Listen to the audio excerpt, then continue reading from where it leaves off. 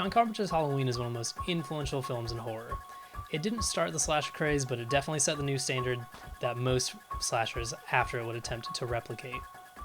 John Carpenter is a very interesting filmmaker for a lot of reasons, one of which is because he writes, directs, and scores most of his films. Other films of his that he wrote the score for include Assault on Precinct 13, The Fog, In the Mouth of Madness, Prince of Darkness, among others, most of which I plan to cover on this channel.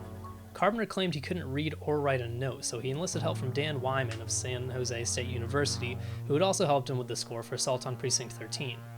Carpenter credits Dan Wyman as being the official music producer for the film. He programmed synthesizers, oversaw recording, and provided an overall polished sound.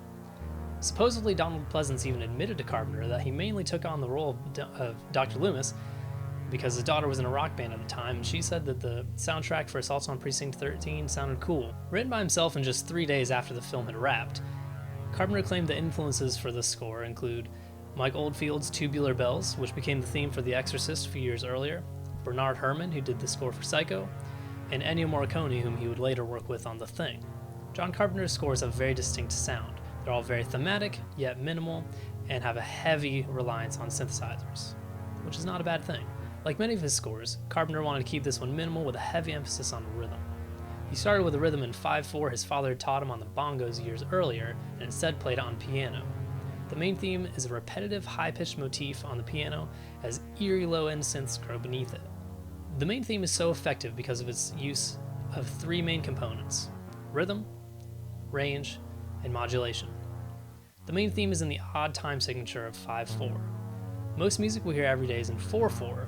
This immediately gives us an awkward feeling because it's not a meter we hear often and feels a bit foreign by adding in an extra beat. A drum machine plays constant 16th notes quietly throughout the entirety of the theme with no specific rhythm or pulse to it. None of the beats are accented, bringing out a cyclical, infinite, ever-present nature in the music, not unlike Michael Myers or the Halloween franchise. The main rhythm is instead outlined by the piano. The higher pitched notes outline a traditional 5/4 rhythm which accents beats 1, the end of 2, 4, and 5.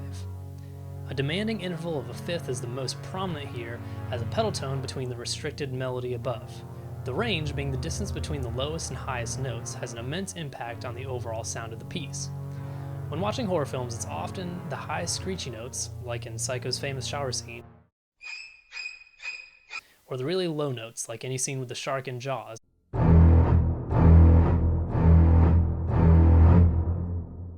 that provide the tension and scare us.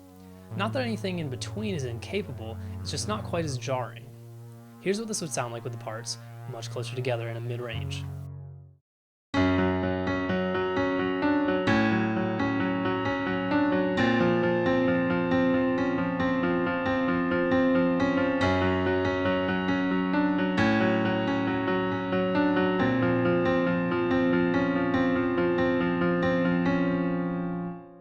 It still sounds fine because it's a great theme on its own, it just doesn't elicit quite the same reaction as the notes on the higher and lower end of the spectrum do.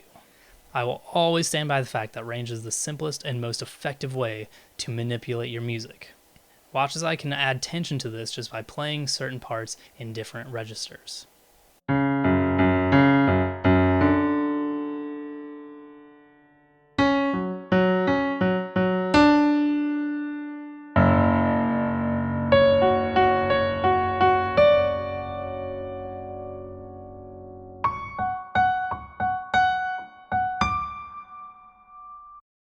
The synth part that plays underneath the piano theme doesn't quite outline any specific chord progression or bass line as we might expect. If we look at the synth part separately from the piano, the notes play the root note, F sharp, followed by a minor third above it, A, and then its parallel major third, which would be A sharp, but we're going to use B flat in this case. This is essentially like playing a minor chord and then its parallel major chord after it, like going from E minor to E major, or A minor to A major. In pop music, we'll often hear a major chord played to its parallel minor, adding sort of somberness to the music. Very rarely will we get it the other direction, though. Playing those two chords back to back makes it difficult to latch onto a particular key and therefore throws off an entire sense of tonality. In context with the piano part, though, the major third is where the key changes, making it all the more difficult to hear the particular home key or root note. As a self-contained idea, the piano part changes keys once in each repetition, first an F sharp minor, then down half step to F minor.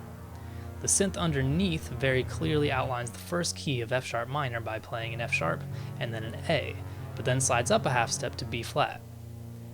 The two parts move towards each other by the same amount of a half step, which is an excellent use of counterpoint, and creates a whole new tonality with the F minor riff now being played over a B flat, giving a very wide, spread out, sussy quality. Throughout the course of the recording, the theme continues to descend. After its initial statements in F sharp minor and F minor, then falls down to E minor and E flat minor, and then again once more all the way down to B minor, where the synth bass part changes to a slightly different pattern, and high-pitched synth outlines the new chord in a slow dramatic ascending arpeggio before all the synth parts are stopped abruptly and the piano part returns to its original key with just the drum machine. Hope you enjoyed my decomposition of the Halloween theme. At some point I'd like to come back and talk about other aspects of this score because there's so much more to this movie and to this score than just that main theme. But next week I'm going to be looking at one of my favorite scores of all time, and that is Goblin's soundtrack to Dario Argento's film Suspiria. Let me know in the comments if there are any other films you'd like me to take a look at, and I will leave you with what I think this score could have sounded like if it were in more of a romance movie.